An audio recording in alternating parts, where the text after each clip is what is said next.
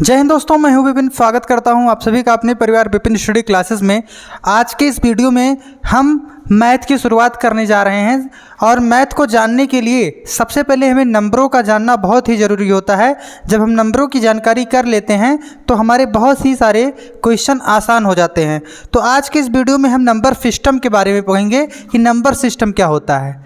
सबसे पहले जो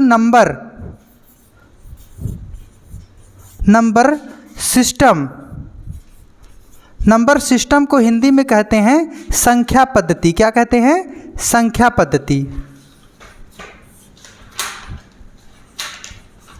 संख्या पद्धति। सबसे पहला नंबर जान जाओ, प्राकृतिक नंबर क्या होता है, प्राकृतिक संख्या क्या होता है। प्राकृतिक संख्या, उसके बाद पूर्ण संख्या क्या होता है, पूर्ण संख्या, सम संख्या, सम संख्या, विषम संख्या, विषम संख्या, भाज्य संख्या,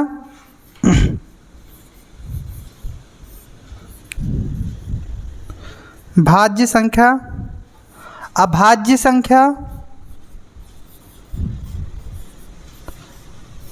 अभाज्य संख्या, परिमेय संख्या,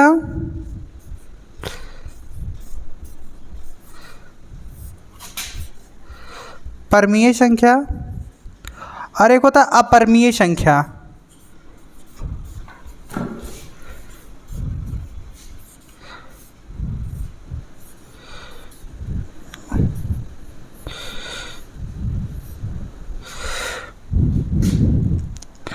प्राकृतिक संख्याएं ऐसी संख्या होती है जो गिनती करने के काम आती है। कैसी संख्याएं? जो गिनती करने के काम आती है। जैसे 1 2 3 4 5 6 7 8 9। यानी हम किसी भी चीज़ की गिनती करते हैं तो हम 1 से स्टार्ट करते हैं। यानी हम कर सकते हैं क्या, बिन्नो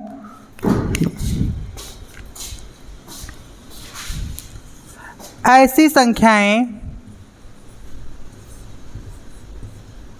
जो गिनती करने के काम आती हैं, ऐसी संख्याएं जो गिनती करने के काम आती हैं,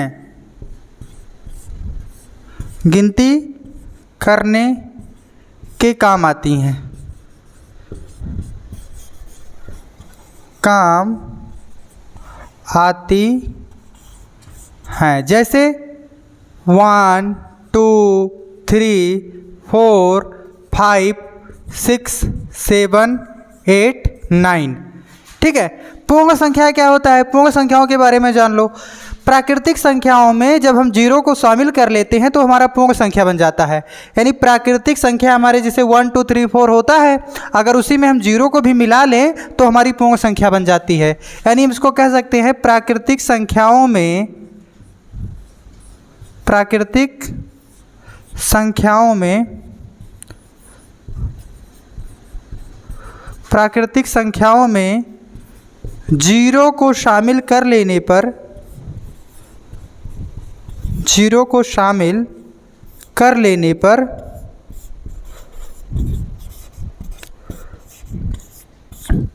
पूर्ण संख्या हो जाती है। कैसी संख्या हो जाएगी? पूर्ण संख्या हो जाती है। पूर्ण संख्या होती है। जैसे जैसे हम लिख रहे थे ना 1 2, लेकिन इसमें हम जीरो को भी ऐड कर, 0 1 2 3 4 5 6 एट्सेट्रा, ऐसे करके आगे भी। अब हम देखेंगे सम संख्या क्या होता है। सम संख्याएं ऐसी संख्याएं होती हैं जो 2 से पूरी पूरी कट जाती हैं। जैसे 2 का टेबल पे हो और 2 के मल्टीपल में वो चीज़ आ जाए। जैसे कौन कौन सा हो सकता है? पहले इसका डिफिनेशन लिख लो। ऐसी संख्याएं जो 2 से पूरी पूरी विभाजित हो जाती हैं, ऐसी संख्याएं जो 2 से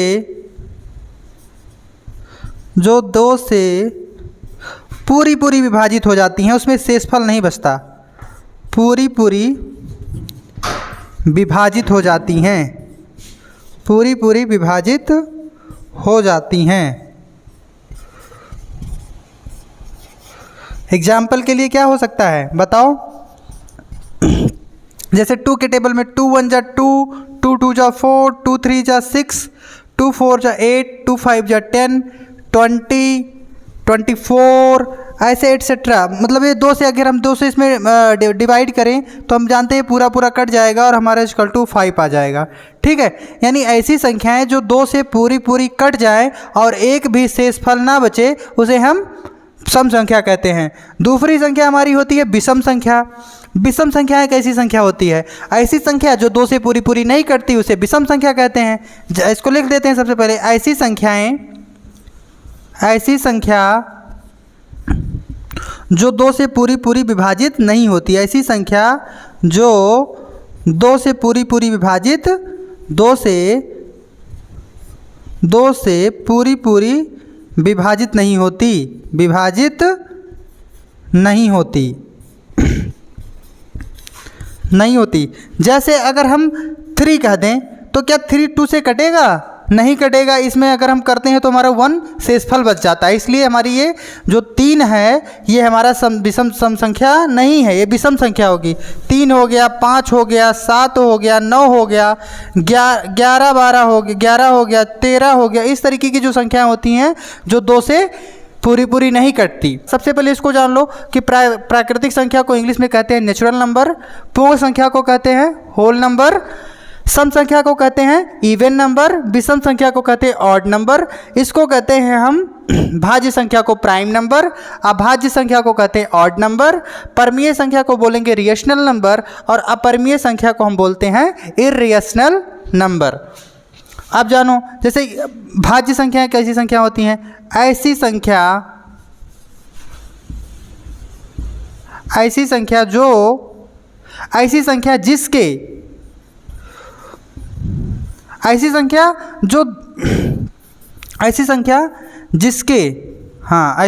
जिसके 2 या 2 से अधिक गुणनखंड हो, 2 या 2 से अधिक गुणनखंड हो, यानी उसके कई सारे मल्टीपल्स हो सकते हैं। गुणनखंड हो। एग्जाम्पल के लिए अगर हम 6 लिखते हैं तो 6 को कौन कौन सी संख्याएं काट देती है? तो आप कहोगे 1 काट सकती है, 2 भी काट देता है, 3 से भी ये संख्या कट जाती है और स्वयं से भी ये कट जाती है। यानी इसके 2 या 2 से अधिक मल्टीपल जो है गुणनखंड हैं, फैक्टर्स हैं। तो ऐसी संख्याओं को हम भाज्य संख्या कहेंगे। दूसरी संख्या हमारी होती है अभाज्य संख्या। अभाज्य संख्याएं ऐसी संख्या होती है जो स्वयं और एक के अतिरिक्त किसी दूसरी संख्या से नहीं कटती। जैसे अगर हम कह दें, जैसे आप कहोगे अगर 4, तो 4 को कौन कौन काट दे रहा है? 1 भी काटेगा, 2 भी काटेगा और वो स्वयं से भी कट जाएगी। लेकिन अगर मैं कहूँ 3, तो 3 को कौन संख्या काटेगा? है कोई ऐसा संख्या? नहीं, केवल वो स्वयं से कटेगा या फिर वो 1 से कटेगा।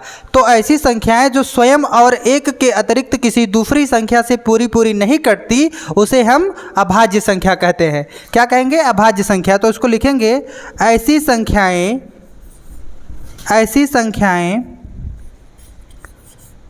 संख्याएं जो स्वयं और 1 के अतिरिक्त, स्वयं यानी खुद से, स्वयं और 1 के अतिरिक्त, अतिरिक्त मतलब अलावा, अतिरिक्त किसी दूसरी संख्या से नहीं कटती, किसी दूसरी संख्या से नहीं कटती, उसे हम कहते हैं अभाज्य संख्या। एग्जाम्पल के लिए ले सकते हैं क्या? 1 हो गया, 3 हो गया, 5 हो गया, 7 हो गया, 9 तो कट जाता है, 11 हो गया, 13 हो गया, 17 हो गया। तो ऐसी संख्याएं जो स्वयं और 1 के अतिरिक्त किसी दूसरी संख्या से ना कटे उसे हम अभाज्य संख्या कहते हैं। अब हमारा आता है परमीय नंबर, परमीय संख्या। परमीय संख्या कैसी संख्या होती है? ऐसी संख्या जिसको हम फ्रैक्शन के रूप में लिख सकें। किसके रूप में लिख सकें? फ्रैक्शन के रूप में। जैसे अब इसको कह सकते हैं, इसका डिफिनेशन क्या है कि ऐसी संख्याएं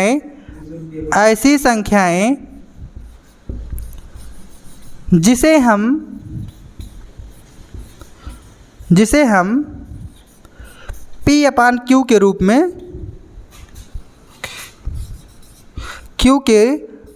में लिख सकते हैं या लिख सकें उसे परमीय नंबर कहते हैं, उसे, ठीक है, परमीय नंबर कहते हैं, परिमेय संख्या कहते हैं, परमीय संख्या कहते हैं, जहां Q 0 के बराबर नहीं होना चाहिए। अगर मान लो कि हम 4 लिखते हैं और अगर हम यहाँ 0 लिख देते हैं तो क्या हम कोई हमारे पास 4 नंबर है उसको हम 0 लोगों में डिवाइड कर सकते हैं? नहीं, ये हमारा इनडिफिनिट हो जाएगा। इसलिए हम क्या करेंगे, यहाँ पे इनडिफाइंड हो जाएगा। तो इसलिए हम यहाँ क्या करेंगे, जैसे हम यहाँ 2 लिख देते हैं तो 2 करेंगे तो 2 1 2 2 दूनी 4, यहाँ 2 आ जाएगा, ठीक। लेकिन क्या हम इसके नीचे 1 लिख सकते हैं? हाँ। तो जहाँ ये जो Q का मान ये P और नीचे हो गया Q, और Q का मान 0 के बराबर नहीं है क्योंकि ये 1 है, इसलिए हमारा हो जाता है ये P/Q यानी परमीय संख्या। एक होता है हमारा कैसी संख्या है, अपरमीय संख्याएं। ऐसी संख्याएं जो अंडर रूट में हो, ठीक है, उनको क्या कहते हैं, अपरमीय संख्या कहते हैं। जो रूट में हो और उसका जो है वो उसका किसी का वर्ग ना हो, किसी का घन ना हो, तो ऐसी संख्याओं को अपरमीय संख्या कहते हैं। तो उम्मीद करता हूँ आपने संख्याओं का ज्ञान बहुत अच्छी तरीके से जान लिया होगा। आप इस सारी चीज़ों को एक बार स्क्रीनशॉट लेकर के उतार लो कापी में और इसको रट लो, रिवीजन कर लो, अच्छी तरीके से समझ लो, ताकि जब हम नंबर सिस्टम को पढ़ें तो ये टर्म बार बार आपके क्लासेस में बोली जाएंगी और आपको बार बार इस चीज़ को लर्न करना पड़ेगा। तो इसलिए इस चीज़ को पहले ही तैयार करके रखो, ताकि जब भी हम अपने सिलेबस को स्टार्ट करें तो हमें किसी भी चीज़ प्रॉब्लम को फेस ना करना पड़े, ठीक है। तो मिलते हैं एक नई वीडियो में, तब तक के लिए जय हिंद, जय भारत, जय माँ सरस्वती।